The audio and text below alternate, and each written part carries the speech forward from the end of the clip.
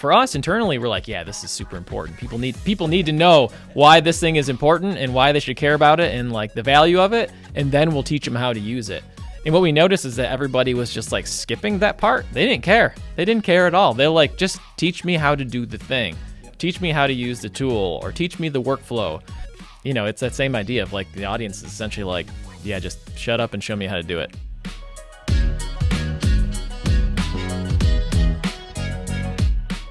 Hey everybody, we're here sitting down in the studio with one of our Techsmithies, Doug Brunner. Doug, welcome.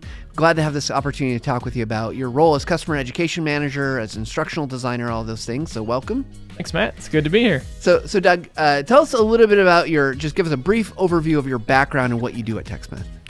Oh man, how far back do you want me to go? Yeah, not too far. Okay. So I started working here at Techsmith roughly 8 years ago. The majority of that time was spent as an instructional designer. The past handful of years, I've had the pleasure of managing our customer education team.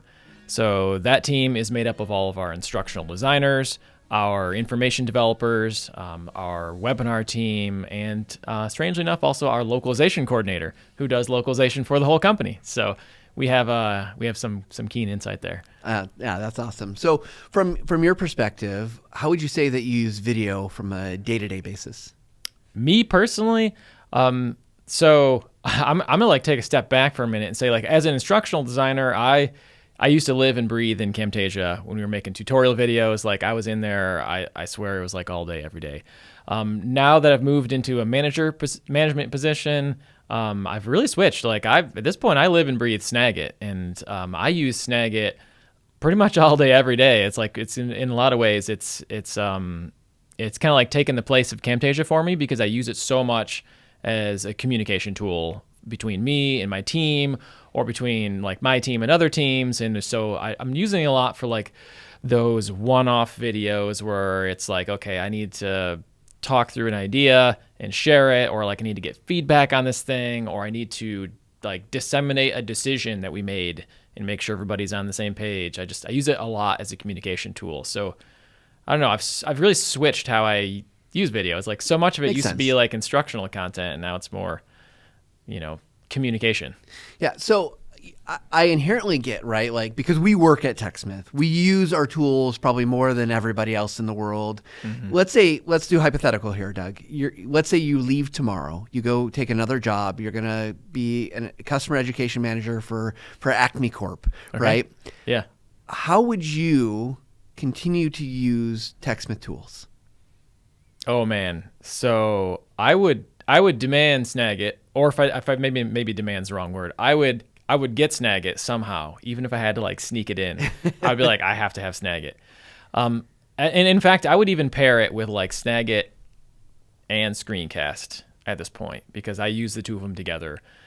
Like the whole ability to record my screen and my webcam and me like talking through something, and then do like the share link to Screencast, and then being able to just quick like send that link to you and be like, Matt, can you watch this and comment on it? Like that whole workflow, I can't imagine going back before that. It's like the dark times where you're like, right, yeah, you had to like type out super long email and I think about like video reviews even, right? Like now in Screencast, you can to be able to have the timestamps on the videos. It makes such a difference. Oh yeah. Yep.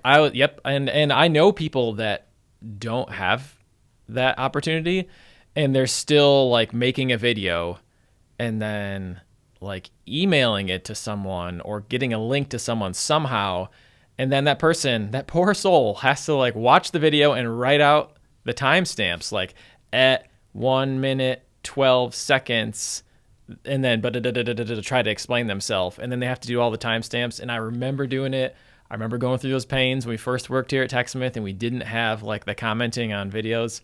So I don't know, if I went to another, Acme Corp or whatever it was, I would be like, yes, I want Snagit and Screencast, those two together. I feel like are, that's the winner for me. I'd want the whole team to have them, but at the very least, me. Yeah, gotta get into everybody, right? Right. So, you're got a lot of things you're trying to do. Obviously, looking at your team, you've got a lot of products that are being supported. But what's the hard part of your job, do you think? If you had to say like the hardest part of my job is, how would you complete that sentence? Jeez. I would say the hardest part of my job is just deciding where to like spend our efforts, spend our time, like where to focus. I am like totally fortunate where I have a team of experienced professionals that are good at what they do. And they have like a breadth of skills. And so in a lot of ways, it's like we look at how we could educate our customers, and we could be doing so many different things. And so it's really just like, okay, deciding where we can be the most impactful, or where we can make the biggest impact on our customers, and saying like, okay, we've got to focus our efforts here. And like, I know we've got these other ideas. We have so many ideas, but like we can't do it all. So it's really like prioritizing like what's most impactful. And also for like a customer education team like ours, it's also then like what's most scalable. Because like those don't always go together. So it's like, right. Yeah. So it's like what's most scalable and what's most impactful. And so like really just deciding how to focus in our efforts on that, and saying no to some things, and like really making sure if we say yes to something that it is like something that we can, prove out as like this is going to make a big impact. So if you were to look back over the last year, what would you say is a project, or particularly maybe it's video related, maybe it's not, but a project that you or your team has done that you say like, this is a thing where you think you had the biggest impact? Yeah. So I'm going to go back a couple of years on this one. The biggest, I'd say that the biggest, most impactful thing we've done in the past few years is really, ramp up our live webinar program. Yeah. Which isn't our most scalable tactic, but it is still scalable. But ramping up our live webinar program has made a huge difference. And it's something where it was like an idea, like, hey, we should do some webinars, and we started doing some, and we survey our customers after we do them. And so what we noticed was like, hey, our customers really like these. They like the content. They like our approach. But should we spend more time doing them? And kind of on from a kind of like an agile kind of like testing method of, it's like, well, you know what? Let's just kind of reach out a little further. Let's do a little bit more, and let's see what we can learn. Let's Let's try to like iterate and grow. And we've like iterated and grown that program. That program has matured so much over the past few years that we went from running like a handful of webinars a year to like we run a handful of webinars a week. And we've involved people from around the company. There are people that never thought they would ever be presenting a webinar are now like part of our webinar is doing presentations, and it's very genuine. So like it's not just random people, but it's people who are coming on, and they're doing things similar to this. They're talking about how they use our products, or how they get value, or like the impact our products make. And they're just teaching. They're just very instructional, very authentic. But that webinar program draws in a ton of people, and like those numbers are growing, and the impact they have is growing. And so it's, to me, I'm really proud of my team for not losing our focus there, because we're like, this looks like something that's impactful. And even when we started doing the webinars, we couldn't quite prove it all out yet. We're like, hey, we know our customers really like these. They get a lot of value out of them. But what's the ROI? And we were like, we can't quite measure that yet, but we know there's something here. There's a lot of value. And so we stuck with it. We kept our focus. Eventually, we were able to connect all like kind of the back-end systems, and we were able to prove the ROI. And thankfully, it proved right. And so we've ramped up even further since then. But like, I'm proud that we kept our focus, and like we've grown the program, and it's to a point now where it's like very mature, and we're still talking about what more we could do with it. So it's still like very exciting for us. Well, I do love the webinar program, and I love that you're involving so many other people and perspectives. I think that's really powerful. I want to ask, maybe this is a little bit of a question maybe you don't want to answer, but I'm going to ask it because that's what we're here to do. Is like, if senior leadership came to you and said, hey, Doug, we love what you're doing with the webinar program. We think we need to 10X it, but we don't think live works. Do you think you could do what you're doing and scale it into video? So for instance, we obviously make a tool that you could record something that was, from a content standpoint, equivalent to a webinar in terms of like the delivery of like, you've got a person, you've got screen content, right? So why not? Like what are the barriers there? Yeah. So if they came and they made that, either that ask or the demand, I would push back hard. And I would say, yes, we could totally make that video content, but based on what we know about why people come to the webinars, it would really cripple the program if we just offered just pre-recorded video. And the reason is there's a couple of reasons. One of them is that we found that people really like scheduled learning. They're like, I'm going to carve out this 30 minutes or this hour on this one day, and they can schedule it in. And then it's fixed on the calendar. It is. You got it. Yep, it's fixed on the calendar. You've got it. And so there's like a certain amount of appeal there. And we don't know exactly why that is, but we just know that it is. And a lot of people really, really like that. The other thing is, like, a lot of people really like being part of that live conversation during the webinar. Some people ask questions, and we have like a support team there that answers questions, which people love. But even just being part of like the live presentation, it like offers different value to people. And it's another thing that, like, once again, we're not completely certain, but we believe it has a lot to do with just like people want authentic connection with other people, and like a webinar is a way to get that. Like when we're performing our webinars, it's very like we're being very authentic selves, and we're just talking through, you know, what we do and how we do it. And so a lot of people like to see that experience live, and they like to be able to ask questions if they can. So the pre-recorded video, I mean, that would have appeal to some people, but I think it would really kind of cripple the program in a lot of ways there. So, okay. So off of that, and I totally understand, right? And I think it's, you know, it's always weird when we talk about things that are like, oh, well, Camtasia is not the answer, right? Because it feels weird, because that's what we're about. But so I'm curious. So let's say I come to you as someone from another company. I'm just like, hey, Doug, I want to pick your brain about what you do in your program.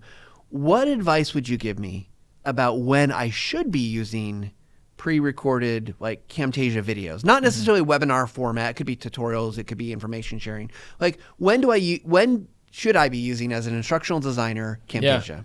Yeah, it's almost like when would you use a pre-recorded video versus like a live event like that? That's tough. I'm not exactly certain. And again, it doesn't have to be a webinar either. Right. Like, not trying to replace those. I'm just saying kind of maybe in general. Yeah. So I think like what we've kind of learned is that a lot of it comes down to personal preference. Is like there are plenty of people that would just rather watch a video about something than show up to a live event. And there's, you know, that goes both ways. So we feel strongly that you need to offer both. Like the beauty of like tutorial videos, or even like long form, short form, micro videos, the beauty of that approach is it puts the viewer in control of what they're seeing and what they're doing. So if they want to sit down and watch a 5-minute video, or they want to sit down and watch an hour-long video, like, they do that on their own time. They can do it on any device. They can do it on any platform. Like, they're very much in control of that situation. So like they want to engage in learning, they go in, they pick which ones they want to watch, and like they can get in, they can get out, they can learn the thing they wanted, and then they can move on. Where like with like the live approach, right, they're very much like investing in us. Like, they're like, I want to sit down, I'm going to hear what they're saying. Kind of forgot where I was going on that answer. Yeah, that's okay. Yeah. So, okay, let me maybe reframe it a little bit, because I want to step away from the kind of the webinar piece of the conversation. Yeah. But like, are there things instructional designers specifically should be using Camtasia videos for? Are there like best practices, best types of videos? Like, if you could, what's the top 3 reasons you would say, yep, Camtasia is the right answer? Because what I've heard from you is like, hey, we love these webinars. Right. I use a lot of Snagit for information communication, but if I'm an instructional designer and I'm new to the field, I'm like, gosh, when should I make a video? What types of things should I make videos about? Right. So I guess my answer for that would be, like, if you have a specific set of content or goals that you need to hit with your instructional content. Like, I'm thinking, like, when we say like what things, like the biggest recommendation for instructional designers using Camtasia, like the first thing I think of is like high stakes learning. Having trouble putting my wrap my mind around. That's okay, it. Doug. That's part of the conversation, right? I think. Yeah. So if I can add, here's something I think about is right. Like anytime you have anything that you want someone to know about, or to learn that is screen based. Obviously, Camtasia should be the first choice, right? Like, unless there's like a very heavy, like you've got to do, like you need them to act in very specific ways. Like simulation might be better for that, but like I'm loving, like, so I'm in social media all the time because of my job, but I'm loving seeing, like, I think I just got fed something from a TikTok about Google Docs or Google Sheets. And it was like how to do something. And I'm like, oh my gosh. Like it was so clear that was the best solution to share that information with me. Yeah. And someone could have said, oh, did you know you could select this and this and hit this and do that? And I'll be like, I don't know. But like seeing it as a video, man, I was like, I'm going to learn that. Yeah, it's much more engaging.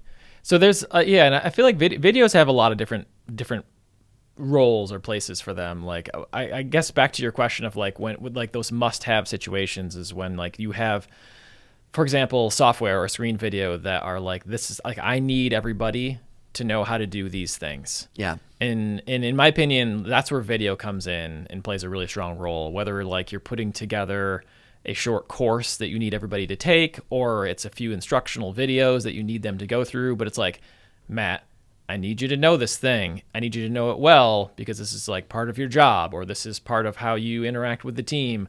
But there's like there's a strong outcome related to that educational content. So it's like video to me is like perfect for that because you're like, okay, like not only have you seen the video, but you can watch it again if you need to. And ideally with like a tutorial video or an instructional video, unlike a webinar, instructional video is much more planned. It's short, it's to the point. I guess it doesn't have to be short, but it's like it's controlled. It should be controlled. It should be very efficient, very effective. Get right to the point.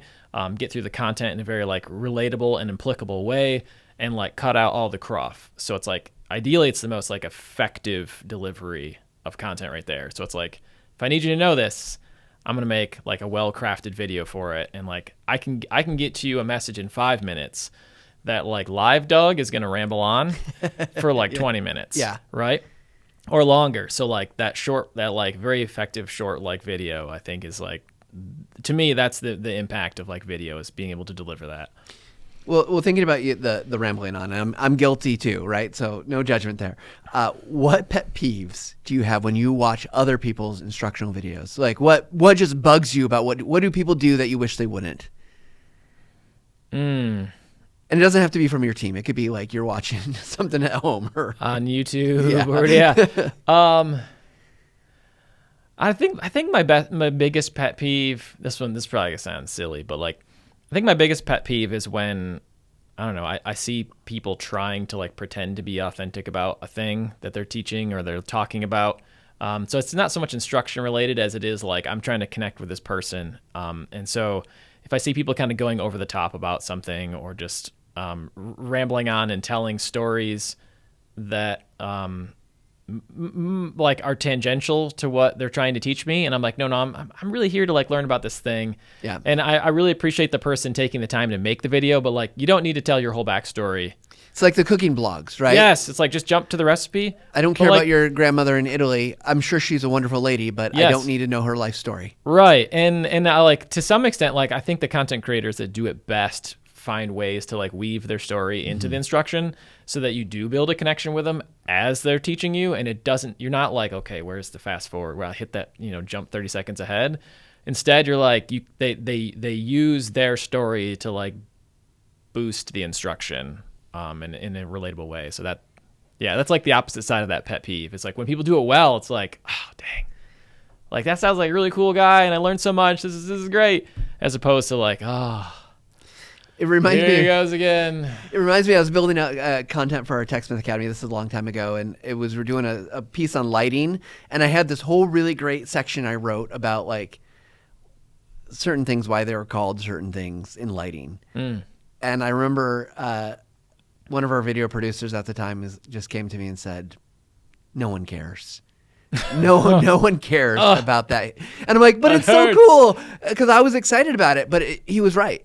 It did not matter to the content that we were trying to teach. And I think that's kind of that thing, right? It's so easy to get caught up in especially when you're an expert, right? Yeah. It feels like it's so easy to get caught up in that information that you're like, oh gosh, yeah, everyone should know about how the barn doors, where that came from, actual barn doors that Thomas Edison had. See, I needed to work it in someplace, but like, so I totally understand that. Anything else that really bugs you about tutorial videos? No, but I can touch a little bit more on that topic that you were just kind of getting at, like adding extraneous information.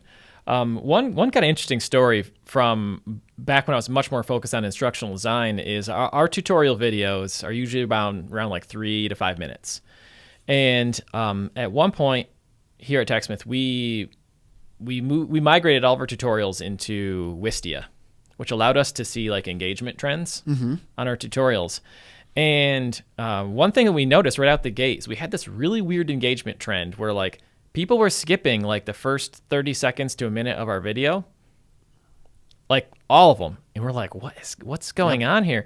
And what we quickly realized is that when we would do our little tutorial videos, we would start by talking about like the value of this feature. And it was very much like Techsmith speak of like, here's this thing and why you should care, essentially, instead of like getting right to the instruction. And for us internally, we're like, yeah, this is super important. People need to know why this thing is important and why they should care about it and like the value of it, and then we'll teach them how to use it. And what we noticed is that everybody was just like skipping that part. They didn't care. They didn't care at all. They're like, just teach me how to do the thing. Teach me how to use the tool, or teach me the workflow. And so we then worked through all of our tutorial videos and we like removed that chunk, or actually we just like shortened it to like a sentence. Like we give them one sentence of a value statement and then jump right into the instruction. And we saw the general engagement of our videos go up quite a bit. And so it's just like, it's that same idea of like the audience is essentially like, yeah, just shut up and show me how to do it kind of thing. We're like, okay, sorry. That's what's relevant to them. All the other stuff, maybe somebody, someplace, sometime. Yeah, so I'm sure there were plenty of people that liked it, but the majority of the people, they were like, just get to it, man. Get to the instructions. So like, we can do that. Yeah, I love that. So, okay, so how long do you think you have to grab someone's attention and make sure that they're pulled in, given what you just told us, right? Right. To make sure that they're going to actually watch that, whatever piece of content you're making. Yeah. So for videos that are like public facing, like people are choosing to be there, like they're not forced to watch these. Yeah. Not compliance. So, not compliance, because it's different, right? But for these types of videos, I say you have seconds. I don't know the exact amount, but within that first handful of seconds, maybe they'll give you more. Like if a person's like really interested in the topic, they'll suffer through more, right? They'll suffer through more to get there. But like, if you haven't captured them in the first handful of seconds, I think you should really be taking a hard look at like, how am I opening my videos?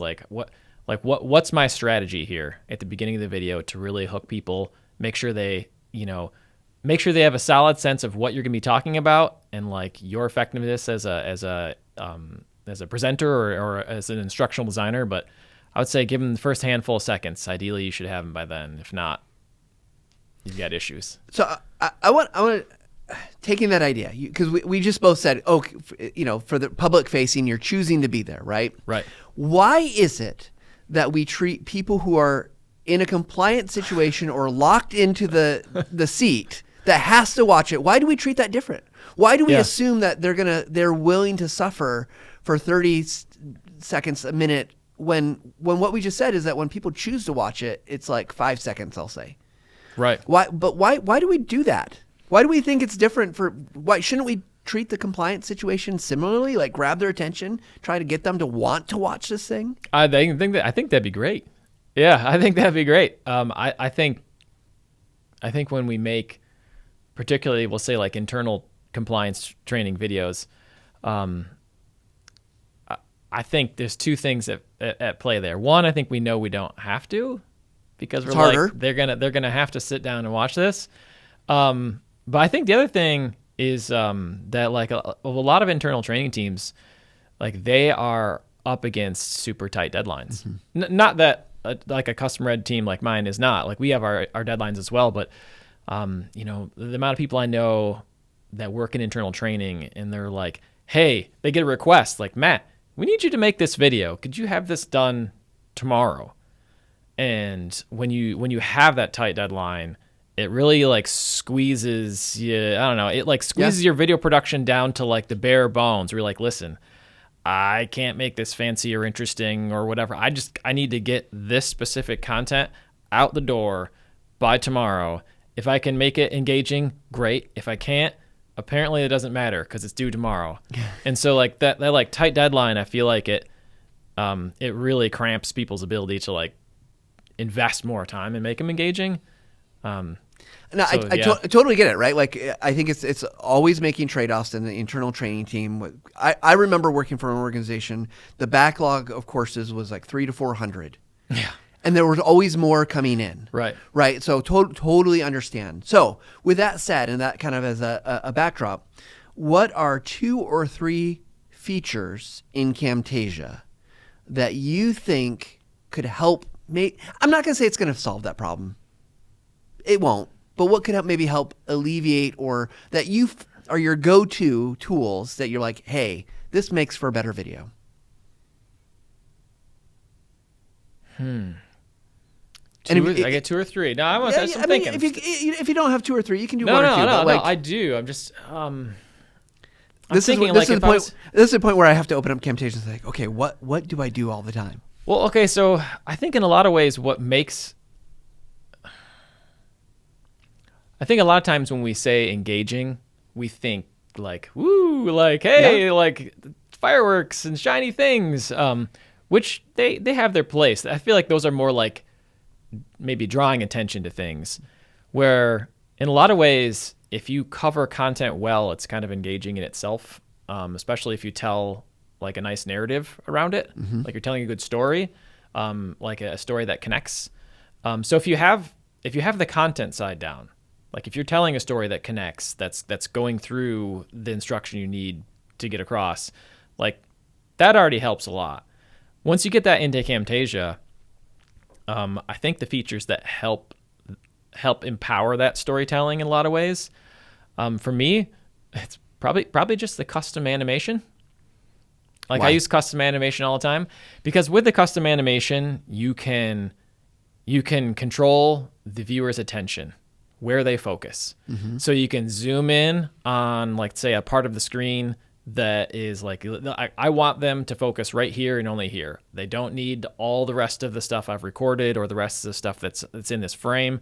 You can zoom in to focus their attention. You can pan to like whatever it is, like the next thing you're going to show them. So you can guide them like through the complexity of whatever UI you're teaching them or whatever sort of software you're training them on.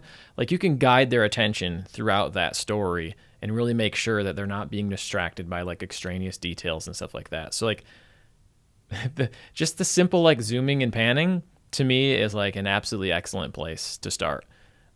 If everybody could, I don't know, if we could just make sure everybody could learn and like master just the zoom and pan already, I think it would improve so many people's videos. But so that's custom animation. I think the second one, yeah, call outs and annotations. Yeah.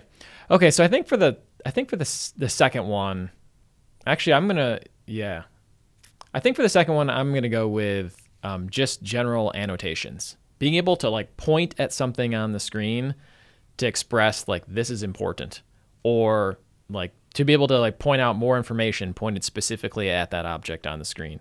So you could be anything from adding arrows to like a title, or adding like a circle or a box or like a sketch motion, like, hey, this, like a circling object there, like this is what I'm talking about. This is what's important.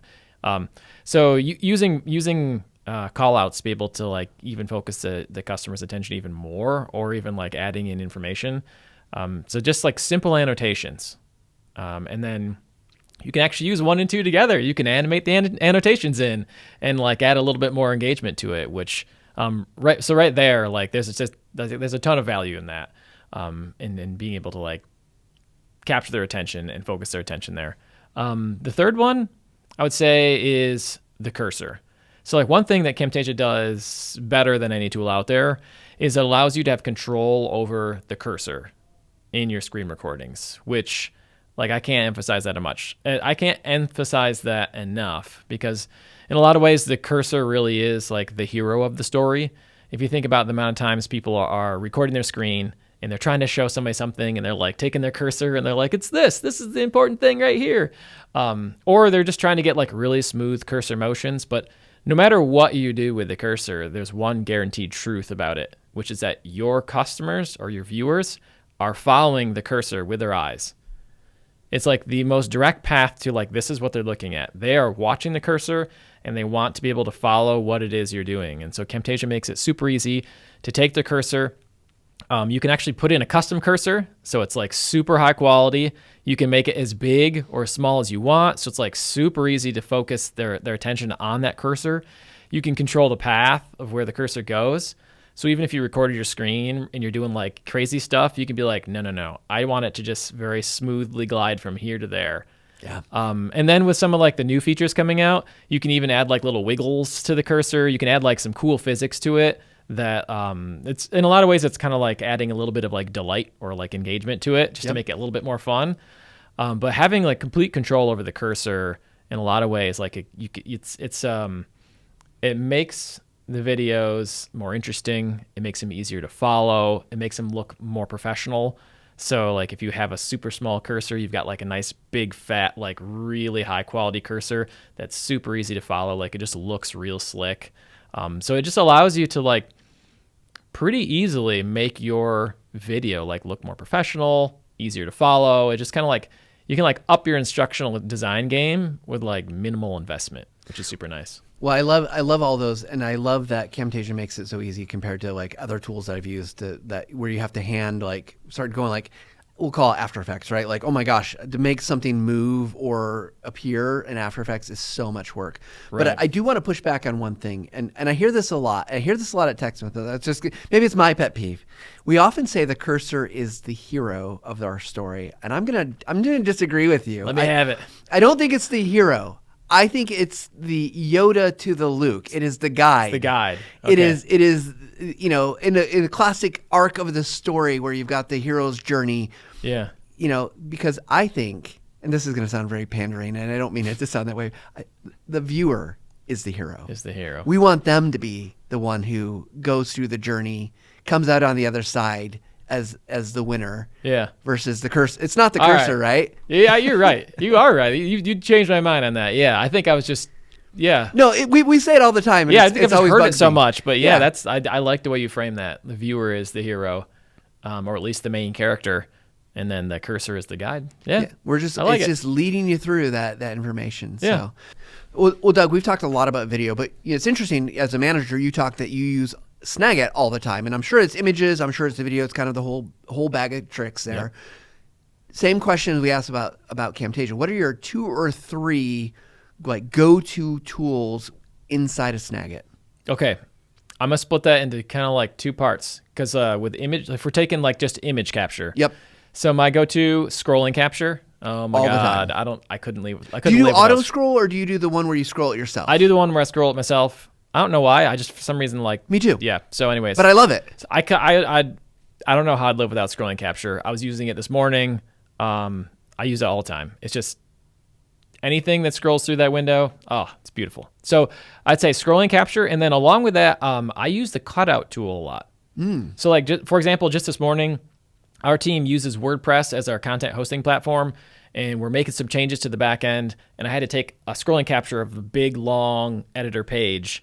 And I was like, okay, I wanted to provide some feedback on some changes. And so it's like, oh, cut out this part. Don't need to talk about that. Cut out this part. Don't need to talk about that.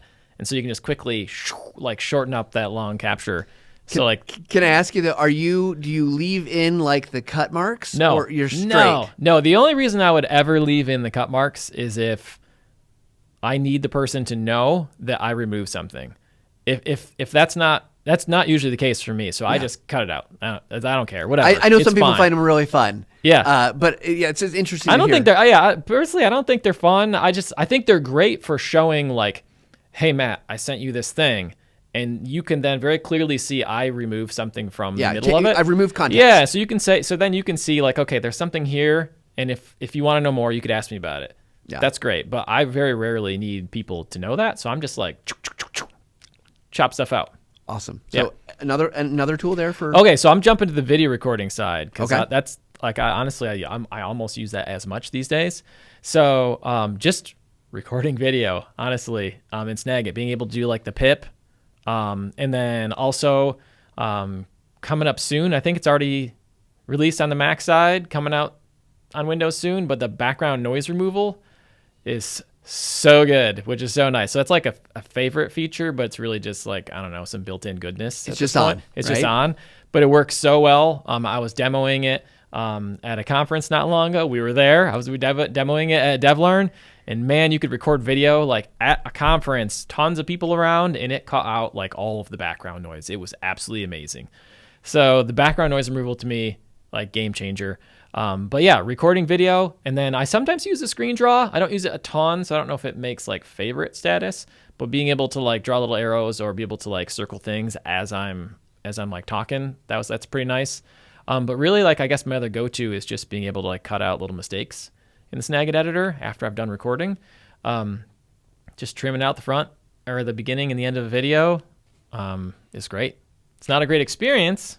It's hard to do in Snagit, I was gonna say. but it's great to be able to do it. Have you ever made the mistake where you recorded something and then you're like, oh gosh, I really should have just done this in Camtasia because of Yes. the amount of edits I need Yep. to make? Oh, I've done that plenty of times. Yeah. And then you're like, oh, I'll just send the video to Camtasia. And they're like, oh, but then I can't edit the cursor. Oh, because then like once I'm in Camtasia, I want to do all the normal Camtasia things. And then, yeah, it's a whole like cyclical thing. I don't know. Yeah, but I'm with you. Like scrolling capture is great. I love Snagit's video recording for just simplicity's sakes, because then I feel like I don't have to do the work that's in Camtasia. Right. As much as I know I can use Camtasia, but it just saves me like the feeling. Maybe it's that just internal feeling. And also when you do video recording in Snagit, like when you hit stop, the video is already rendered. Like, so you don't have to re-render it. Yeah. So there's no rendering time. It doesn't really matter how long you record. When you hit stop and Snagit, the video's done. It's ready to go. So like you hit the share link button, it just uploads it to Screencast, and you're like, here's the link. Yep. All done. So like that workflow is great. I'll just add one of my favorites is where you do selection of an area and then you can do the auto replace background. Oh yeah, in the image, yeah. In okay, the images, yeah, on the image side, it's just so. Most of the time, it works really, really, really well. If gradients are a little tough, but I just love that. It's just so simple. Yeah. And like just makes my life that much easier when I just want to take something out. Yeah. You know, another really simple favorite of mine that I think a lot of people look past is just the fact that you can just crop an image capture after you've done taking it by just like dragging the handles on the canvas. Mm-hmm. Like I feel like I look past that a lot. Not everybody really knows that you can do it, but just like you take your screen capture and you're like, ooh, there's like a little extra stuff over here, and just being able to like click the handle on the canvas and drag it in. It's like, there you go, that's done. Just so some little simplicities like that are great. Yeah. Well, as we wrap up, let's do some hot takes here. So let's make these fast and quick. Okay. We don't need a lot of detail necessarily, but I'm going to ask you about a couple different topics here. Let me bring it up. So I've got those ready. Okay. We're going to fast and furious. Yeah. Avatars. Hot take. Like the realistic looking AI avatars. Human avatars. AI. That's my hot take. I hate them. Everybody. Yes, that's my hot take. I hate them. I cannot stand them. One reason why. I hate things that are trying to be authentic but are clearly not. Like the faux authenticity. It drives me nuts. Like, I would rather look at a cartoon avatar, because that's not pretending to be anything it's not. I'm like, it's a cartoon. I get it. It's great. But you show me an AI generated person, and they're like, they're trying to make it look like a real person. I'm like, no, don't. Just, I'd rather be a robot talking to me, because it's not trying to like trick me. Yeah. Like, I feel like AI avatars are trying to trick me. I'm like, just don't, please. Just, I would rather just do something else, please. Just, Anything. I don't know. Yes, anything. Okay, well, let's go to the other side, though. AI generated voices. Okay, so AI generated voices. I think they're there's good and bad to them. I'm not nearly as averse to them, because I don't know, something about them is it doesn't feel like they're trying to like trick me or anything like that. It just feels like it's like, hey, okay, so a person didn't like the sound of their voice, they use an AI generated voice. That to me is like fine. As long as like their lips aren't moving and the narration is completely different. Like if you use it in Camtasia with, let's say, like a still image of your face with like maybe an audio visualizer around it, and you've got an AI generated voice, at some point, we'll be able to like clone our own voices and be able to do that. To me, that's fine. Yeah, it doesn't really bother me. Okay.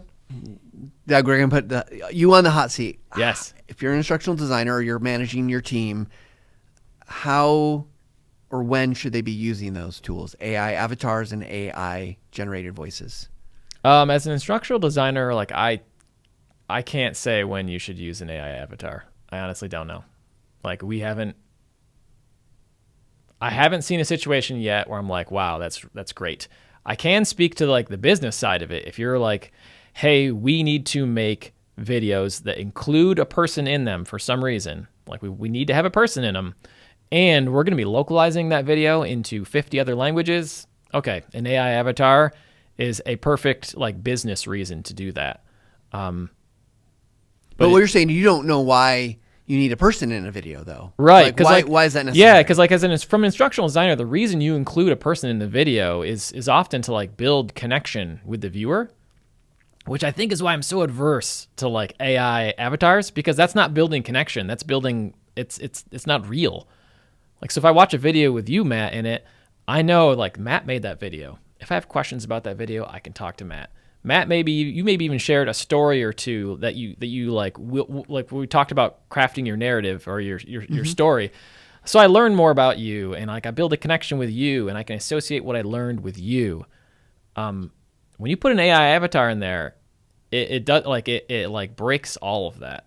Like it really does. And so from an instructional design standpoint, I don't know how I'd recommend using AI avatars. When it's just AI voice or just AI narration, it's a little different, because you could be like just teaching something some very straight instructional video, and you're just like, I need to teach people how to use this thing, or I need to teach some like very straight like compliance training.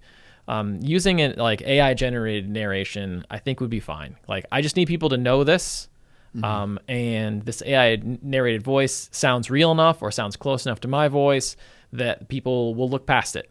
Because the importance is on the instruction there. That's what the focus is on.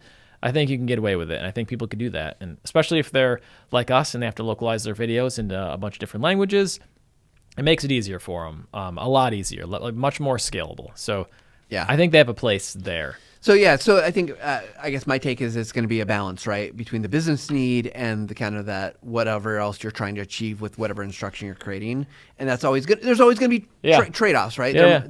Somebody might say, no, we want a face because whatever reason. Okay, fine, but it's not going to be for you. It's definitely not going to be your go-to. We're not going to see the Doug AI avatar presenting anything anytime soon. And I think it actually touches back on the question you were talking about, the difference between like internal videos you have to watch and external videos that you want to be engaging. I think you're going to see a lot more avatars used in those internal videos that people have to watch, as opposed to like external facing, public facing videos where you're really trying to capture attention. I don't think you're going to see AI avatars in them nearly as much. Yeah. Well, we'll see. Okay, a couple more hot takes. So quick, fast answers. Preference on video length. I actually don't. I think the content and like the purpose should set the length. So like if I need you to learn some little quick bits of things or like little inspirational content, like sweet 30-second little vertical video, like engage me. Get me drooling over something, Matt. Hook me, bring me in. But if it's like, hey, I want to learn how to become an instructional designer, like, I don't know, 30-second short form video just doesn't feel like the length. So it's like, give me a full on course. Like I don't, at that point, maybe you have shorter videos and you got a whole bunch of them strung together. Maybe it's a long form video. To me, it doesn't, like, let the content determine how long the video should be. I sure hope becoming an instructional designer takes more than 30 seconds. Yes. Because I paid a lot for a master's degree. Yeah. Same. So it's like, yeah, it's either that or you're watching like 1,000 30-second videos, and they're like, at that point, like that just wasn't the right length for those videos. Yeah. Bad video. How do you feel about it? Bad. yeah. Bad video. Do you mean like poor quality video? I'm not defining like it. Boring. You get to define that. Oh God, I mean, I guess it depends. If it's like a bad video on YouTube, that's fine. You just hit next and don't watch it. But if it's a bad video that I have to watch, that's like in some internal training, oh my God. That's the worst, because then you have to suffer through it. And and you can watch the little time countdown, and if it's like a 30-minute bad video, it's just... Don't worry, we'll put a quiz at the end. Yeah. And it's a drag and drop or quiz. Throughout. Yeah. Yeah. The little pop-up that sees if you're paying attention. Yep. Like, click this to get 1,000 points. You're like, oh. Points for what? Yeah. Yeah, I know, right? Points so you can brag to your friends. I'm going to print the certificate today. Yeah. Bad audio. Bad audio that's a non-starter. Yeah, you can't start with bad audio. We have our own internal Techsmith research showing that. It's like if there's anything, if you're going to invest money in any new hardware, you start with a great microphone. You start with a great audio setup, whatever you can do to get high quality audio.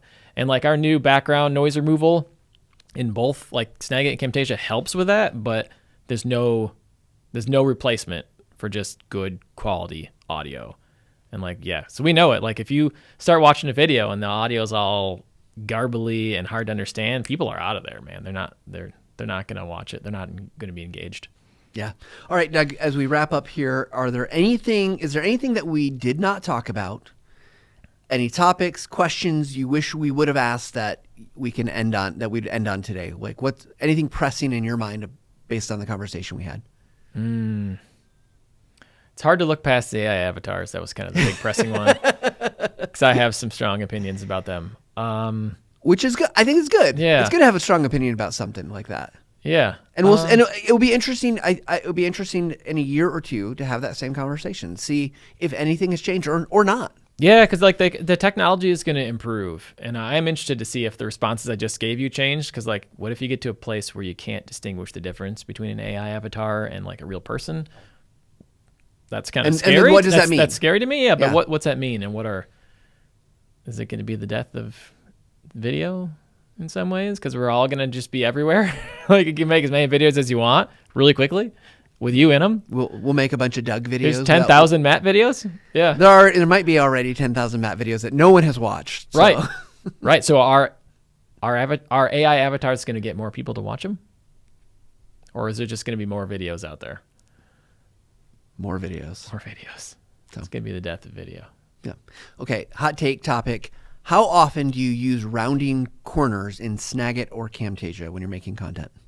Not really that much. I'll sometimes use it in Snagit, particularly if I've taken like a screenshot of something on like the Mac side where they often round the corners anyway. So it's nice to be able to like round the corners of the canvas to fit it. Mm-hmm. So that when I like copy and paste or put that somewhere else, it doesn't have like the extra stuff around the corners. In Camtasia, the only time I use rounded corners is when I'm, if I'm doing like a Rev style recording, like using the Camtasia Rev workflow. But that's really, it rounds the corners for me. Mm-hmm. So I'm not actually doing it. It's just auto applying. You're choosing it. Yeah, I'm choosing it. But yeah, so I'll do that sometimes.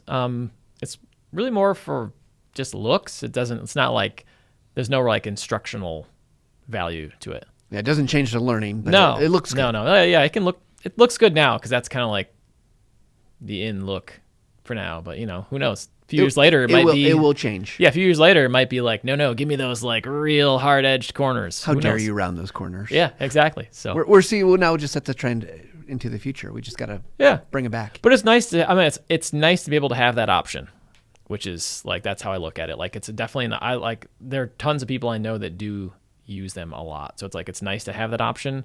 But yeah, sometimes I do it. Yeah. Sounds good. All right, Doug. Well, I appreciate you sitting down with me and having this conversation and going through all these answers. I know it's always hard to be put on the spot when you don't know what's going to be asked, but I'm so grateful for that. You took the time, and we'll have to talk again in another year or so, talk about avatars more. Cool. All right. Thanks, Matt. Yep. Appreciate it. I want to thank Doug again for sitting down and talking with me in studio. What a great opportunity to hear from him, to learn from him. Obviously, he's got a lot of great ideas about video and video usage, particularly as a customer engagement manager.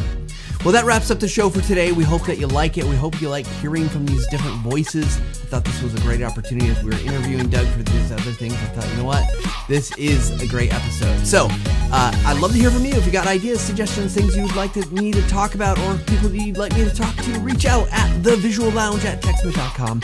And what we hope is that every time you hear the episodes, you listen to the show, it inspires you, it helps you, and you desire to get a little bit better every single day. Thanks, everybody, and I'll see you